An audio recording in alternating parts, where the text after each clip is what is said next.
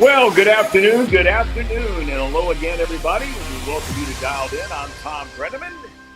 Great to be with you on this Thursday afternoon, joined by Luke Brennaman from Bloomington, Indiana. How's everything, young man? It's good. We're back on Dialed In. I'm dialed in. I know you're dialed in.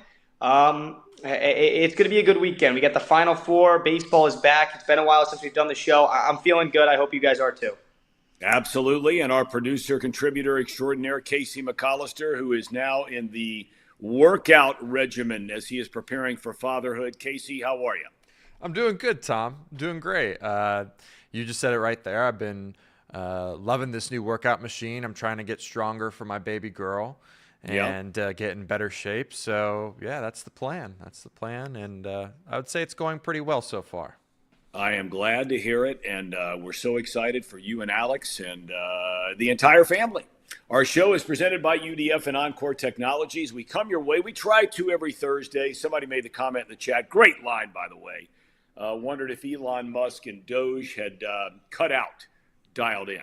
No, we just had a lot going on between spring break and people having other commitments. I thank all of you for not only on X, but here in the chat, and congratulating me on the new job over at WLW, which I'll be starting on Monday, doing morning drive. Good Lord willing, I can get up every day. But we're still planning on coming your way on Thursdays. You can find us on YouTube, the Chatterbox Sports page. Download us anywhere, anytime. Just search Dialed In with Thom Brennaman, and you're dialed in. Well, there's lots and lots happening in the Queen City. We start with the Reds. After a 2-4 homestand against the Giants and the Rangers, two good teams, by the way. The team opens on the road tonight against the defending Central Division champion Milwaukee Brewers, a team that is without question living inside the Reds' heads, collective heads. They have dominated the Reds for a number of years, and it's a big reason why the Brewers have won the divisional championship, the way they've dominated the Reds. And if we think the Reds have been hit hard by injuries so far, the Brewers have more players on the injured list to start this season than the Reds do. That's hard to believe. Brewers started the year 0-4, got kicked around by the Yankees and the big torpedo bat saga and all that's going on. They've won their last two games. Nick Lodolo, who threw the ball so well his first start of the year, will start for Cincinnati in the series opener. First of four tonight. We'll talk more about the first week of this season coming up shortly. The Bengals all over the news the last couple of days, almost all of it surrounding Trey Hendrickson. You had Katie Blackburn, of course, the owner of the team. She had some comments from the owners' meeting about the contract situation, which then prompted Hendrickson to jump on with Pat McAfee, venting clear frustration with this whole contractual process. Now, who's right? Who's wrong? Is anybody right? Is anybody wrong? Is everybody right and everybody wrong? We're going to discuss it in a moment. UC basketball continues its season tonight against UCF in the quarterfinals of the Crown tournament in Las Vegas. UC drubbed DePaul in the opener. But, of course, the big story in college hoops, the Final Four. Tips off Saturday. It begins with an SEC showdown between Auburn and Florida. The nightcap will feature Duke v. Houston. We can't wait for that, and we'll be talking a lot about that throughout the remainder of the show. All right, let's start it off with the Reds. I want to say this. I am surprised by how many people get so worked up after one game, two games, three games, four games, in this case, 6 games. The roller coaster, we've talked about this on the show for a number of years now, whether it was off the bench or dialed in. Look, it's 162 games.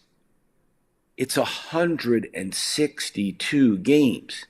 You don't hit for a couple of games in a row. As we know, they've been shut out 1-0 the last 2 days. I saw where our friend Jay Morrison said that that's only been done in Cincinnati one other time in the history of the franchise, and that happened in 1907, where they lost back-to-back 1-0 games, then to the St. Louis Cardinals. So, I would just ask everybody, take a breath. Let's take a breath. The starting pitching has been fantastic. The offense, outside of one game when they scored 14 against the Rangers in the series opener on Monday night, has basically been non-existent. The bullpen had one bad inning. The bullpen, the other 5 games, has been outstanding. But they had one bad inning, unfortunately. That was on opening day, and it cost them the game on opening day against the Giants. But all in all, I mean, at least through a week, I think we're seeing what we thought we were going to see, Luke. Good pitching, especially starting pitching. Their bullpen, I mean, look, if people still have questions about it, I get it. But again, outside of one bad inning, they've thrown the ball very, very well, and that's without Alexis Diaz down there, who, like him or hate him, has been a pretty doggone good competitor and pitcher for this franchise. And the offense, everybody wondered if this team was going to score enough runs, and I still have serious doubts about it. Luke, your thoughts?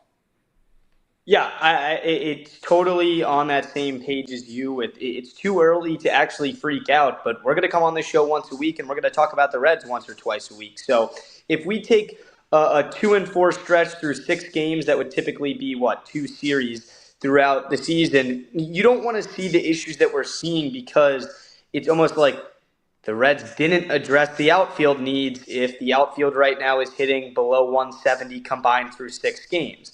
The everyday players for the Reds. Guess who the only one is that's hitting over 250? It's Ellie. Maybe at this point in the season you want another guy hitting over 250, and maybe Ellie can heat up because we know he will and we know he's a superstar. So the pitching has just been too good for me where it's like, yes, it is a disappointment. You allow 19 hits through your starting pitching, and it's like that's second in Major League Baseball right now behind the Phillies. So they're throwing strikes, too. They're extremely efficient. Brady Singer's the only guy that's walked more than 2 batters in a start, and he might have had the best start out of all of them. Back-to-back 1-0 games, Reds fans. I know it stings, but I think it's going to be okay because I personally have a little bit of faith in this lineup. I looked at the lineup last year, and we had a lot of Reds chatter in this show talking about they should be good. Where's the young talent? And I just would blink my eyes looking at the lineup, and not much has changed. But with CES healthy and getting some of these guys back, Matt McClain already hit a couple home runs. I am much more confident just looking at the lineup card on a day-to-day basis. Now let's see if these hitters can make that come into fruition where they're actually going to put up and get on base and do what Francona is going to instruct this ball club to do. But some base running issues, some errors issues, the outfield not contributing. It's just like kind of an up and down start because of how good the starting pitching has been, and you have 2 wins. Yeah, and I mean, I mentioned it in the monologue. Look, they've played 2 good teams. There were a lot of people talking here on town and different sports talk shows and so forth and on Off the Bench about, they weren't going to play the Cubs in the first month. They weren't playing the Dodgers or the Padres in the first month. And that's all true. But, the only game the Giants have lost so far this year, and I know it's only 6 games, but the only game they've lost was the one loss in the 3-game series to the Reds. The Texas Rangers are picked by everybody and his brother, practically, to win the American League West. They had a lot of injuries last year trying to defend their World Series title from the year before. So, I mean, it's not like you played a couple of stiffs here.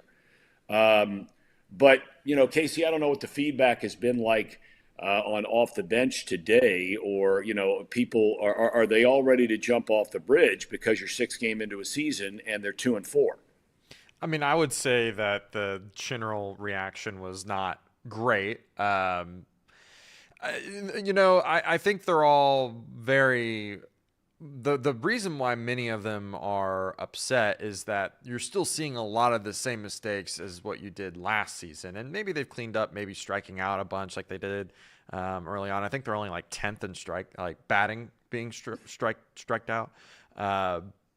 But I mean, like they're just not good enough offensively to trot out the guys that they are, and just relying on Ellie and McLean to be the only offense that you got. That's just not consistent enough. Candy and CES, they're just not consistent enough. They're not good enough power hitters right now at the moment. And I think you look at the schedule too. If we're wanting to not completely overreact, you said they played 2 really good teams. Well, they play the Brewers, and they historically have not been very good against the Brewers in the last 10 seasons. So it's just like you're putting yourself in a hole already at the beginning of the year. Maybe I'm projecting a little bit what the future might hold for this team versus the Brewers, but if they don't play well this series, you're behind in the division. You're putting yourself in the hole beginning of the year, and it's just really tough to climb out of that right now when you don't have that offense. It's the same story as what that was last season, and it's really tough to see that. Well, here's the thing, though.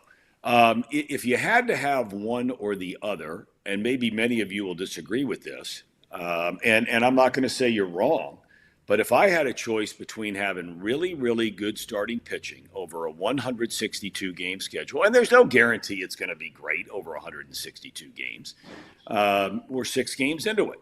So you don't want to overreact on the positive side or overreact on the negative side. But for me and my druthers, Luke, I would much rather have,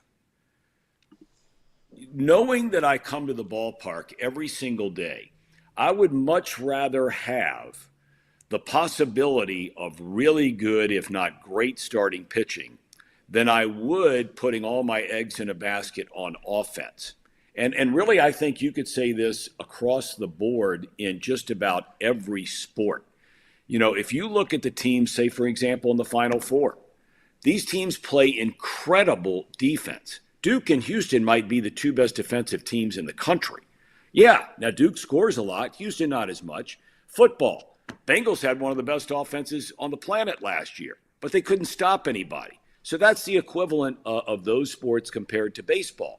If you had to go to the yard every single day, and somebody said to you ahead of time, you are going to have really, really good pitching, and you're going to have flip a coin on offense because the other team might have a really good pitcher on the mound. I'll take the starting pitching all day, every day.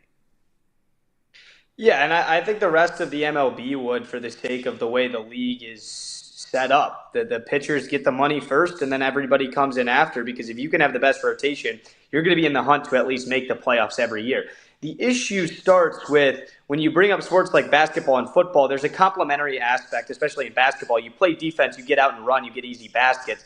There's almost a feud created in baseball if the starting pitchers are going to go out there and give up 1 run to a team predicted to represent the American League in the World Series this year by the odds, by a lot of people, a lot of experts, and you can't produce a single run in back-to-back games. It's like that's when the pitchers and the young studs, and you bring in Singer, and he pitched great in his first start. It's like that's where like these guys come up to the plate, and they're like, I need to get a hit for the sake of my starting pitcher, and it's certainly a premature assumption, and it's through 6 games, but somebody has to do it. So you want to see the idea of, even if this team doesn't start producing runs at the plate, it's more get through the order.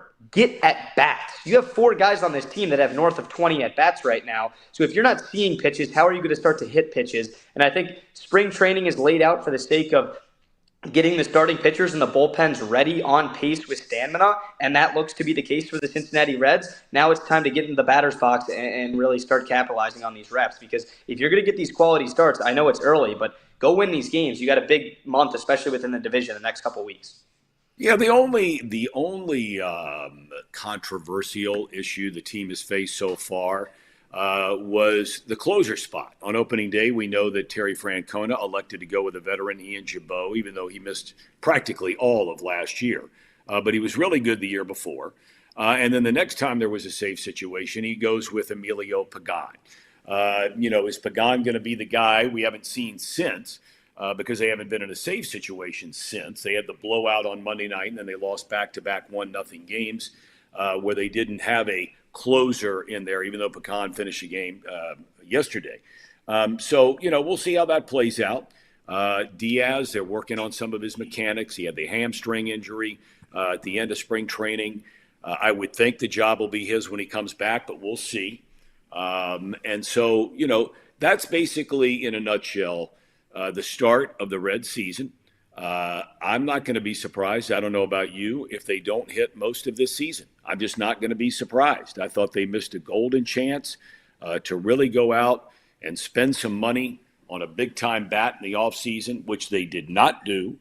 And in fairness, Steer is not healthy, and they don't have Stevenson back there. They're not at full strength yet. So, again, let's all take a breath. Just relax a little. Yeah, you can be bummed if they get beat tonight. Here we go again against the Brewers and all that. I get it. But let's not overreact. Shifting gears to the Bengals, and I can't wait to hear your guys' thoughts on this whole thing. Because I have to tell you, the more I went back and I thought about this whole Katie Blackburn, Trey Hendrickson thing, it's not frequently that I come down on the side of owners in any sport. I respect them. I think that they take chances with their money of buying these franchises. And yes, historically speaking, they all gain tremendous value as the years go by. And there's no doubt about that. And you know all about that. But they are successful people in whatever it is that they do by and large. And I thought that Katie Blackburn was subtly making a point and asking a question that, is Trey Hendrickson ever happy? And I think you can ask that question with a straight face and not be mad at Trey Hendrickson. But this isn't revisionist history here, but let's go back and remember this, okay?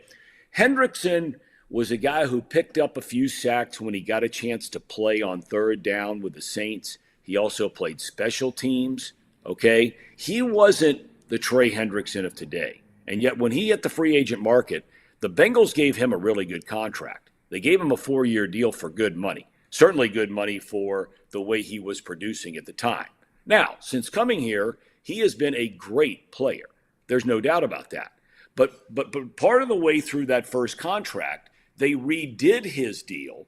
They tacked on more years, and they paid him $21 million. They lessened the blow with the signing bonus the second year. Now he's going to jump up over to $21 million this year. Look, when he signed the contract, nobody knew that defensive linemen were going to be making 30, 33, 35, Myles Garrett's case, $40 million. Okay? The Bengals have paid this guy a fortune. And, you know, for him to react on the McAfee thing, I understand about a player in a contract situation getting frustrated. I've been frustrated in contract situations. But, Luke, I think the Bengals have been more than fair to Trey Hendrickson. And I think that he's the guy that signed the contract. If he decides he wants to sit out this year and not play for that deal, it will be the worst mistake he's ever made in his life.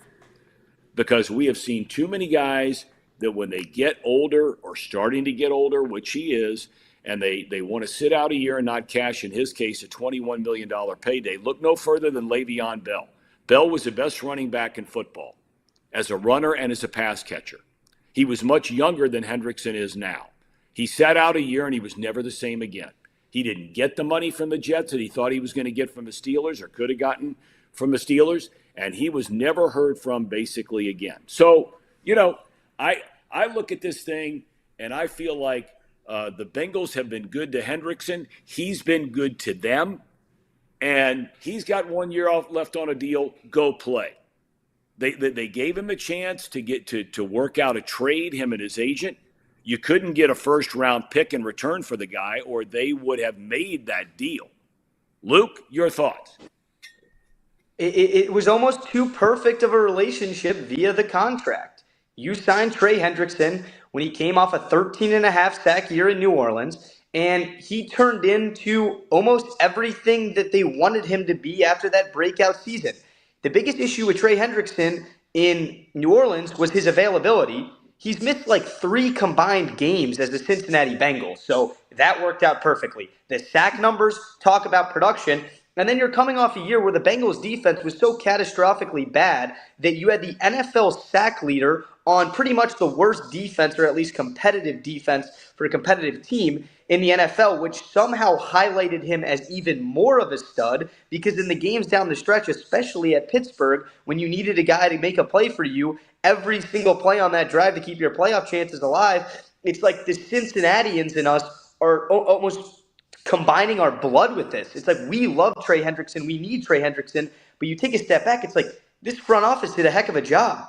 We signed Trey, we kept Trey, and Trey played like Trey, but now you're at the point where it's almost impossible. It's like you drafted Jamar Chase expecting Jamar Chase to be one of the best receivers in the NFL. He's your number one pick in your best slot in that draft class. You did it with Joe Burrow. You paid him. T. Higgins, the first pick of the second round. You went after Trey Hendrickson to be a good pass rusher, and he turned into a great one. Now, Katie's kind of in the position like, I think she said it best. I really don't know if there's a better way to say it, that she's like, we expect him to be happy in a position that he might not be happy.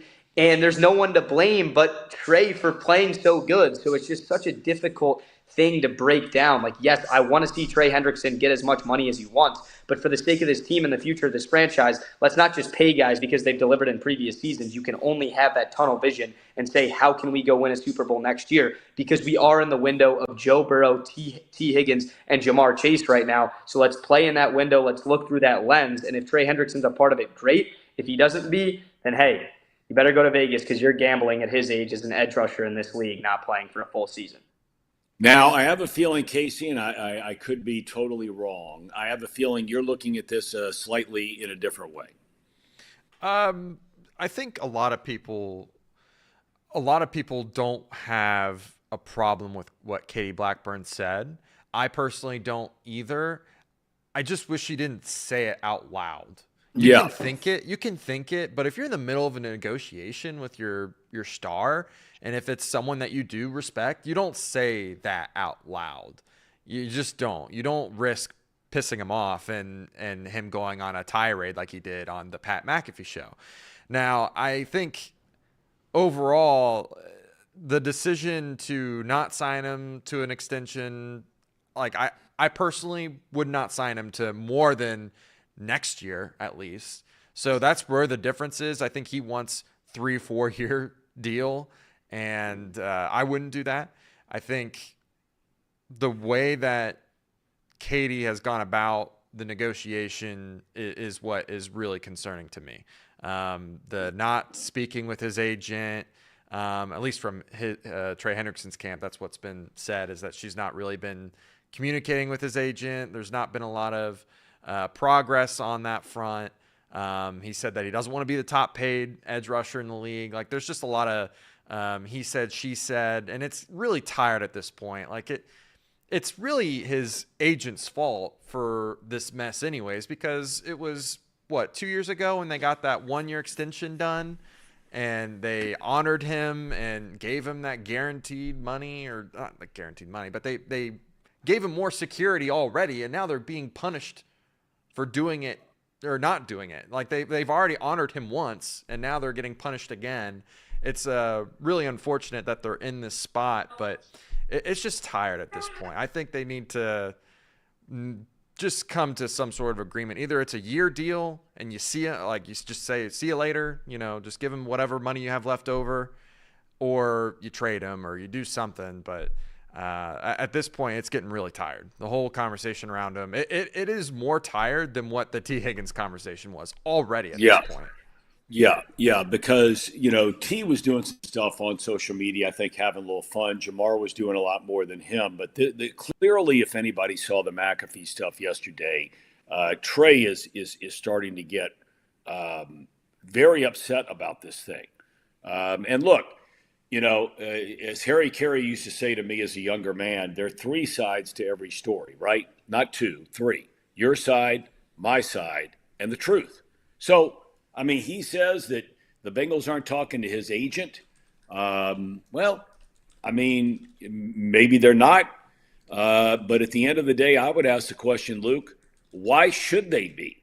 I don't see, as great as he's been. And look, I totally I totally understand the situation that he's in. He made the comments about he wants to be able to say to his wife, hey, this is where we're going to end our career and build a family here and all those things. And those are the most important things in life. But right behind that is, okay, what's your job?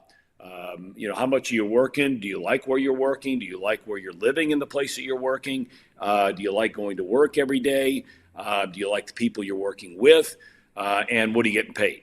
So I see both sides of it, but I just don't understand why people are so, and optimistic John just chimed in, said sign him for 3 more years. I just don't, I can't give a guy $30-something million that if you tacked on 3 more years, that would be a total of 4 more years that you're paying Hendrickson on top of, we know you're paying Burrow, Chase, and Higgins a fortune.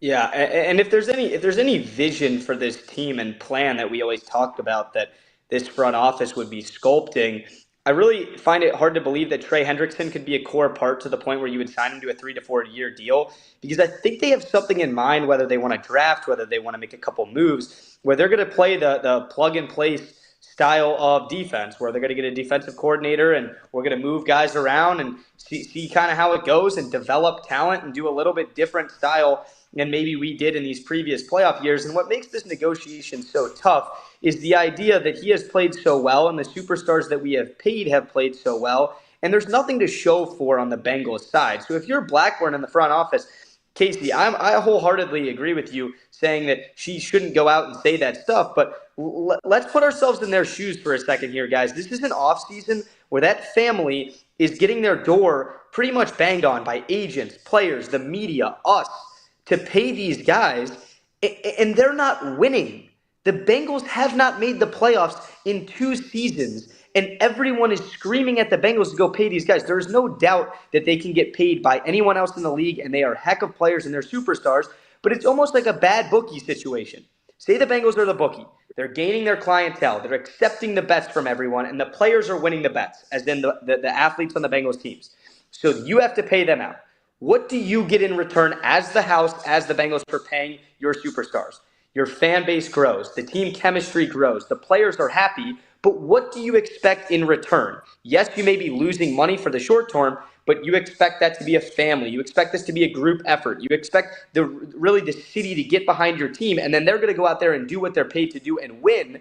And that isn't happening right now. So it's a tough spot if you're the Brown family and Katie Blackburn, where everybody's begging and telling you what to do with your money. But the past 2 seasons with this exact roster, you haven't won a dang thing. So it is a little bit weird, and I think that everybody has to realize how difficult this may be for them. Because most of the time, when the superstars are asking for money and it's tough to let them go, it's like the Eagles. They're letting a lot of guys go, but they're leaving with something on their finger, and that's a true tie to the organization and city itself.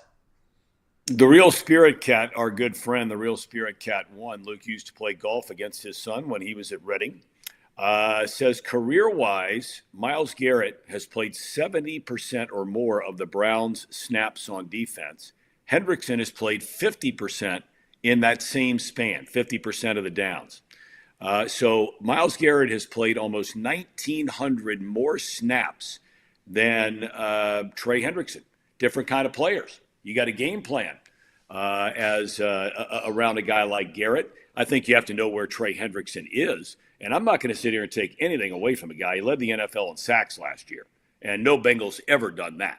So he has been a great player, and he has very much earned the right to cash in on a big payday. But the situation is very simply, he has a year left on a deal, which he signed. The Bengals, roughly over 5 years, have paid him almost $80 million, another 21 to come. Casey, you said it's tired. I agree, it's tired. The only question most Bengals fans have, I've already stated what I think will happen, but that doesn't mean that's what's going to happen, is there's no way he can sit out if he ever wants to get a payday. Right.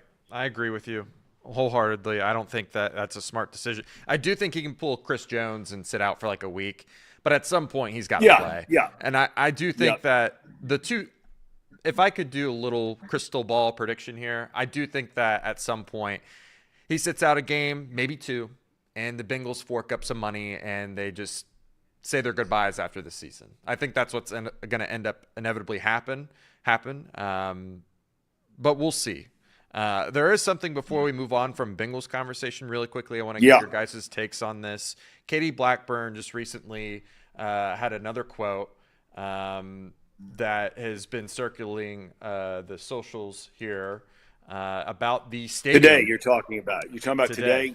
Today. And it's about the stadium lease.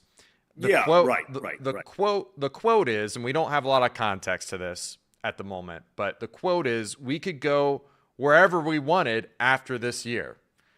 Not a great quote from Kitty Blackburn, in my opinion, but it seems that there's a lot of animosity between Hamilton County and the Bengals right now, and there's a June 30th deadline to extend the stadium lease.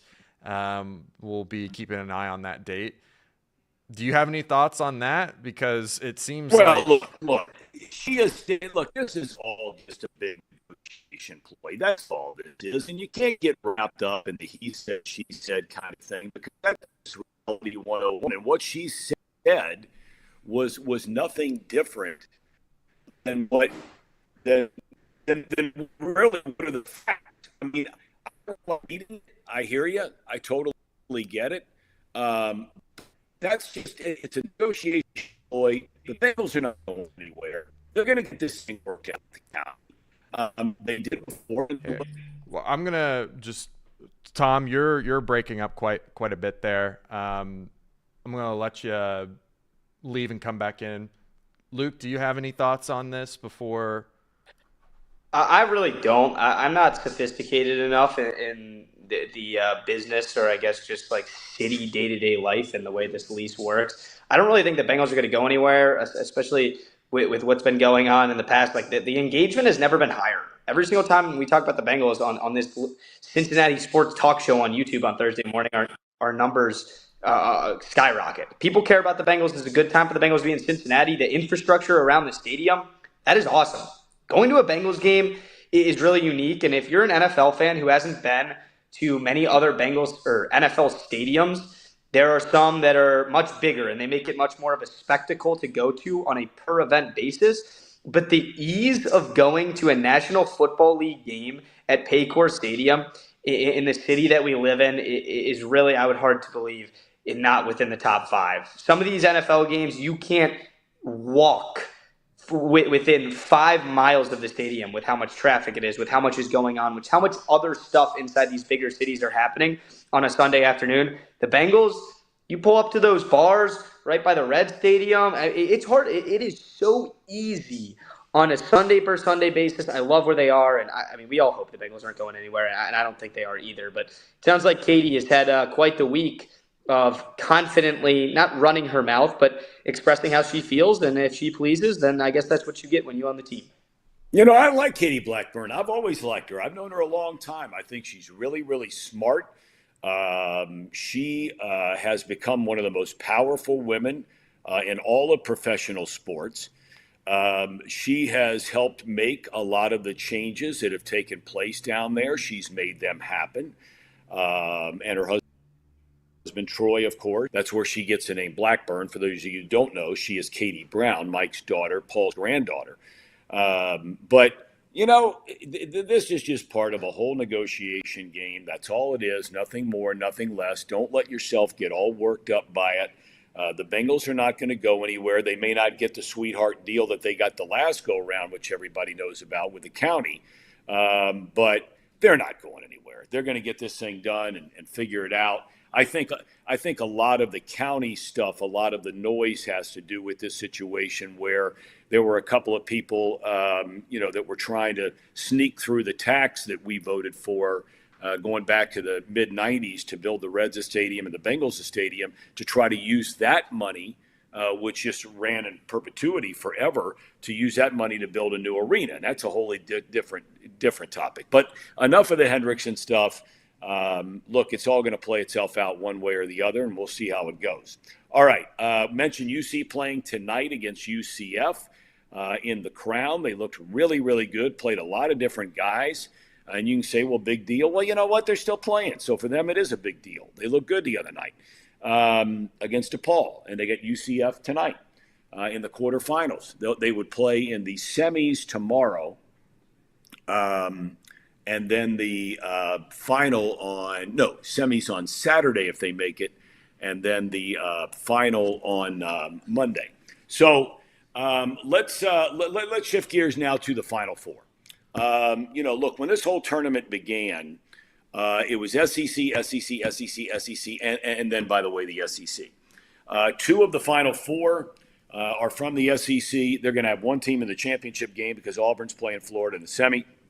In the other, you have the next best conference, really top to bottom, in the Big 12, and taking on really the only really good team in the Atlantic Coast Conference, a down year for them. But they have a chance to continue to do the ACC, and that is what they've always done, and that's win more championships than any other conference and win more games in the tournament than any other conference. So let's start with Auburn, Florida. Luke, break it down for me. How do you see this one? I think this has a chance to be a fantastic game. This is easily the best game of the tournament so far, and that's what the Final Four should be. And that might sound like a dumb take, saying that that's even a hot take, but you look at some of the Final Fours we've had in recent years. Guys, we were watching a Final Four with San Diego State and Florida Atlantic last year. Like, yes, the story is fun for the university. It's fun for the coaches. They got bigger jobs after. But for the most part, this is what the Final Four is about. You have the 4 best teams in college basketball and 4 of the best teams pretty much the entire year. Florida hasn't lost a game since February 1st, and they've easily looked the most vulnerable so far, in my opinion. They trailed against UConn pretty much that entire game, but they just held on and really gritted it out against a great coach and a 2-time back-to-back national championship. And then you would think that a team like Florida that has just looked so solid all year could bounce back against Texas Tech. Guys, they trailed by 10 points with 4 minutes to go in that game, and it took hitting fadeaway 3 after step back 3 after corner 3 again and again and again to just claw their way back and get a win. And Florida opens up as 3-point favorites in this game. So what does that tell you? Is Janai Broome all the way healthy for Auburn? Is Florida a more dynamic team on both ends of the floor than Auburn? It's hard to say so. It's going to be a battle between an older, more rugged style of coach, between a new offensive mind and Coach Golden, and that guy can flat out coach, because the Gators stunk last year. They got embarrassed at home. They got embarrassed in the league. They didn't make the tournament. And don't look now, but they might have the best guard in college basketball, and they certainly have the most depth on the interior. So if one team can guard maybe the favorite for player of the year outside of Cooper Flagg and Broome for Auburn, it's going to be the Gators, because how does Auburn beat you with him inside? They get your best big in foul trouble, and then they get your second best big in foul trouble, and they go to work and then spray it from 3. Florida has a full unit of guys over 6'10", and they can all play, they can all shoot, and most importantly, they all make free throws. So it's tough. That's just like a little preview of the game. I'm not sure if we're going to pick it just yet, but it's kind of that overall 1 seed in Auburn that everyone wants to talk about. But Florida's had the toughest time making it to this point, and they're favored in that game. I think it says a lot. Well, look, I mean, you're right about Florida, though. They very easily could have lost twice in this tournament. Now, they didn't, and you give them credit, especially the way they shot it to come from behind against Texas Tech. But if UConn or Texas Tech makes front end of 1-and-1s over the last 3-4 minutes of those games, Florida's bounced 2 games ago, if not the last game. A lot of people still think they're the best team. We're about to find out.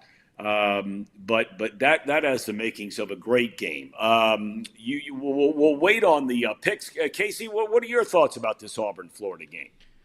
I don't have a ton of thoughts other than I watched Florida versus Texas Tech, and I watched that incredible comeback and just thought that Florida team is very, very good.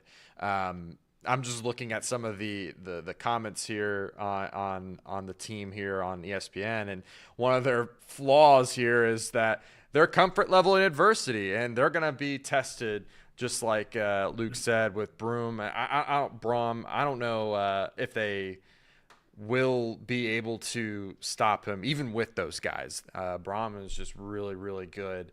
One of the best players in all the nation. It's going to be a really fun game to watch. I won't spoil who I'm picking, but if you had to guess, the most that I've watched in college basketball this season's probably been Florida. So I'm going to probably lean a little towards them when we make our picks. That team is just really, really good. Okay. All right. And of course he got injured at the tail end, came back in that game for Auburn when they advanced onto the Final Four in their win over Michigan State.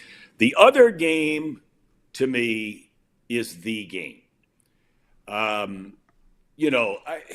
had a chance to see Duke in person this year. I got to tell you, man, I mean, there have been a lot of great Duke teams, as we know, multiple national championship teams with great stars and first round draft picks and household names and all that kind of thing. This is by far the youngest Duke team they've ever had. Virtually everybody getting quality minutes is a freshman or a sophomore, primarily freshmen. They are so extraordinarily talented. But one thing they do for a talented group is they play remarkable defense. Oftentimes when you get a bunch of five-star guys like they do, you have a hard time getting those guys to buy into playing defense. They were a top 2 team nationally on defense. They were a top 2 team nationally on offense. And then you get to Houston. You know, Houston plays the way the Bob Huggins teams used to play at Cincinnati. Unbelievable on defense, incredible on the glass, especially the offensive glass. They're just relentless. They never stop competing, ever stop competing. They can go through stretches, however, where their offense disappears. It happened in the game. They got the big lead on Tennessee, and then you knew Tennessee was going to make a run because you also knew that Houston was going to go through a stretch where they had a hard time scoring. I'm rooting for a great game. I think it's got a chance to be a phenomenal game. I think this is the best game potentially of the tournament, and that might include the championship game. Luke, what do you think? Yeah, well, via the metrics, and the number one metric that at least most people use is KenPom, Duke and Houston are the number one and two teams in the country. After this, we're going to pick the game, so I don't want to give too much on who I necessarily have. But you said it best. I think the weird idea that a lot of people haven't talked about, and they've talked about it with every other team besides Duke, is the ability to play when you're tested down the stretch and your season's on the line. And in games like this, there's something different because the lights are a whole lot brighter. You're in football stadiums, and the floor is about right at your eyes when you're sitting on the bench. Everything is different in the Final Four. So if Duke goes down in a game, we've seen Houston battle in the Big 12 all season. We've seen Houston lose in the Big 12 a couple times. How about Florida losing adversity? They've been down their last 2 tournament rounds, backs against the wall as big favorites in both of those games. And the 10-point comeback, they are as battle-tested as they come. Auburn, they lost 3 games in the final 2 weeks of the regular season coming into the tournament, and they were the number 1 overall seed. That is the target on your head. That is everybody saying how vulnerable you are coming into the big dance, and they've done nothing but win. They've had stretches of basketball that haven't looked like the Bruce Pearl team we've seen all year. Duke, they played in a miserable conference. The ACC as underwhelming as potentially it's been in a long, long time. They beat the brakes off anybody. They had hardly any teams make the tournament, and if they did, they proved that they weren't worth anything. Clemson number 1 and North Carolina right behind them for number 2.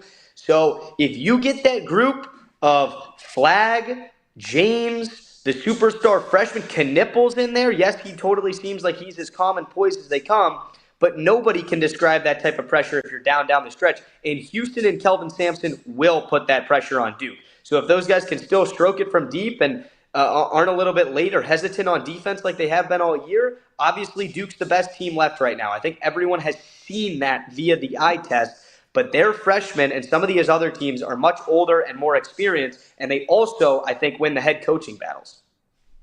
Well, the other thing Houston has done, they've played a lot more close games. You mentioned how bad the ACC was. Duke's average margin of victory was up around 17, 18, 19 points a game. They played very few close games, and that is held true in this tournament. Meanwhile, for Houston, a lot of people forget, Houston lost 3 of their first 7 games. They have lost 1 time since December, and that was an overtime game against Texas Tech, who got to the Elite 8. Of Houston's 4 losses this year, 3 of the 4 losses have come in overtime. Think about that for a minute. 3 of their 4 losses this season in overtime games. And they've played a ton of games that they've won that were tight, close, late. Does that have a chance to make a difference when all is said and done? Perhaps it does. Maybe not. Maybe Duke blows them out of the gym. All right, let's go. Let's go with the picks. Casey, Luke, take it away, man. All right, Casey, you go first. We'll pick Florida and Auburn first. The spread of the game, we have it at 2.5 because we do it when the line is at the number that we pick it at pre-show on our document. So, Casey, the Gators or the Tigers? Well, I already teased it. Watched a lot of Florida this season. I just think that they're one of the best teams in the country right now. I know everyone at this point is really, really good. Auburn's really good. Houston really good. Duke really good. But with the uncertainty of Braum, I'm just gonna side with Florida here. I'll take 2.5. I'll take a possession. Give me the Florida Gators. Luke? They've been the best team Fired. all season in college basketball. I love the way they're coached. They have the best player in the country. I think he's better than Cooper Flagg, whether he's hurt, and he's a warrior. He's been beat up all of this tournament, and I think Broom's going to play his brains out. I have Auburn. I really do. I think that this team, nobody has talked about Pettiford. They've really played without their 6'7" forward this entire tournament because he's been asleep. It's about time for him to wake up now in the Final Four. They're deep. They've stayed the course, and they've done what the overall 1 seed is supposed to do. Nobody's talking about them. They've made it to this point. They're back in the Final Four. The job that Bruce Pearl has been doing at this SEC school that was once a football school, and now they are fully a basketball school. Unbelievable. I think Auburn takes it to Florida, and they win as an underdog, and I think that they might do it in a big-time fashion as well. Okay, I'm going with you, Luke. I'm taking Auburn. I think Auburn wins this game. I think that it's a battle-tested veteran group. Florida is too, and they've got a great team. There's no two ways about that. And their coach has done a phenomenal job there. I mean, it was a football school. It's not been much of a football school ever since Urban Meyer left. They've gone through about a handful of coaches and can't seem to get it going. We'll see about this coming year. But I'm with you. I'm going with Auburn. All right, the nightcap features the Duke Blue Devils against the Houston Cougars. Duke is a 5-point favorite. Casey? Ooh, 5 points is a lot for this Houston team. I'm sorry, for this Duke team to win by. I think this is going to be a much closer game. I think Sampson, right? That's his name. Yep. I think he's going to have those boys ready to go. It's going to be the best game probably this whole tournament. I like their chances a lot. Luke, what about you? Okay. I think you can keep the 5 and leave it wherever you want to leave it. I think that Houston's going to beat Duke. I kind of set this up. I just see the narrative. I mean, if you're a betting guy, it's impossible to not take the Blue Devils in this game, and the number is probably right on where it should be, where you initially look at this for a Final Four game and the best 2 teams in the metrics and a lot of numbers. The spread should maybe be 2.5 like the other game or 1. But Duke is that good. They are that talented. But these kids are human, and these kids are young. Isaiah Evans is a freshman. Cooper Flagg is a freshman. Con Knipple is a freshman. Maluwak is a freshman. What do you have to do to win these games, especially at this level, not just in the entire NCAA tournament? You have to play 40 minutes of nearly perfect and efficient basketball. And I just think that Houston has a better chance to do that. LJ Cryer is their starting point guard. He averages 15 a game. He won a national championship at Baylor. He's been there before. Kelvin's been here before. This Houston team never falls out of the AP top 10 every single year. If they can guard Tyrese Proctor and Cooper Flagg and make other guys beat them, Proctor cannot get 5 open looks from 3 because he will make 5 the way he's going. Cooper Flagg cannot get downhill in the first half. And really the only team and coach that I trust to stop that is the Houston Tigers. They're the 3rd best three-point shooting in the country. They're the best offensive rebounding team in the country. They do not turn the ball over. That's the only way you can beat Duke, and I think that they're going to do it on Saturday night. Well, we're all in agreement on this one, and I'm shocked. I almost changed it because I saw you guys, but I picked Houston in my bracket to start this whole tournament that they were going to win it. And there's no reason for me at this point to think they're not. I am concerned about their offense because it's not like, as I mentioned a moment ago, it's not like you're playing a team that is just an okay defensive team. Duke is a great defensive team. They're the tallest team in the country. They're the longest team in the country. So they switch off screens which most teams can't do because obviously it creates a mismatch. Duke is so tall. Their average player that plays is in between 6'7" and 6'8". So, you can have a 6'9", 6'10" guy, and Houston doesn't play anybody taller than 6'8". You can switch off on a 6'8" guy from a point guard and not have a mismatch. So I'm a little concerned about that. I can't believe I'm picking against Duke, but I went with Houston at the very beginning, so I'm sticking with them. So that's that. Looking forward to it. Since we're not on the air, you want to pick a national champ? Who you picking, Casey? Ooh, I am going to pick Florida. I'm picking Florida as my national champ. Luke? I'm picking Houston. I picked them in my bracket. I got to ride with my guys now.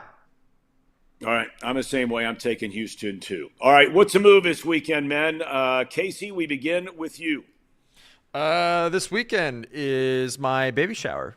So I'm going to be hosting hosting at my house while the ladies are doing their party for the baby shower. The guys are going to end up leaving midway through that, and we're going to go to Topgolf, I think, and just hit a few shots off the decks, weather permitting. I know it's supposed to be really, really bad weather this weekend, so everyone stay safe, of course.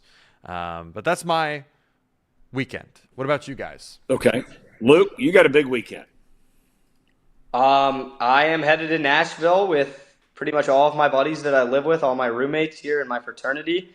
I've never been to Nashville. I'm really excited. And a date, the weather, and a date. Yeah, we have a date party. I mean, I at this point, I was just sitting on the corner at the bus stop, just paying girls to go to Nashville with me for free. So I somehow lucked into a date, but yeah, I'm going with my buddies. I think it's gonna be a good time. I've never been to Nashville, so in the final 5 minutes of our show, if you have any recommendations on good restaurants, stuff to do there, I look forward to it. And it almost feels like I'm going home because I packed my Marlboro shirt, the cigarette spinoff of Joe Burrow, and I think I'm gonna wear it on Saturday walking down Broadway because it's just one of those things where it's like, I'm home here. This is just one of our stops on the way to the AFC Championship game every year. And it's a really cute place to walk in and win a football game when it matters. So I think I've never been there, but I'm going to feel right at home. The thing is, I hate country music. I hate boots. And I really don't like belt buckles. So I'm going to look like an idiot. I hope it's a fun weekend. Wow. Okay. All right. Nash Vegas, as they call it. I'm right here on the home front. I have a very close friend, Walt DeWeese, who is celebrating his 60th birthday party tomorrow night. So we are getting together with a bunch of couples tomorrow night. Saturday night, I will be shutting it down early after watching some college basketball because I've got to prepare myself to begin to get up starting Monday morning at 3:30 a.m. every day. So that's the move for this weekend. Casey, have a great weekend, my friend. Send our best to your bride. Thank you. I will. Lukey, be smart. Be careful. I love you. Make good decisions. Fair enough?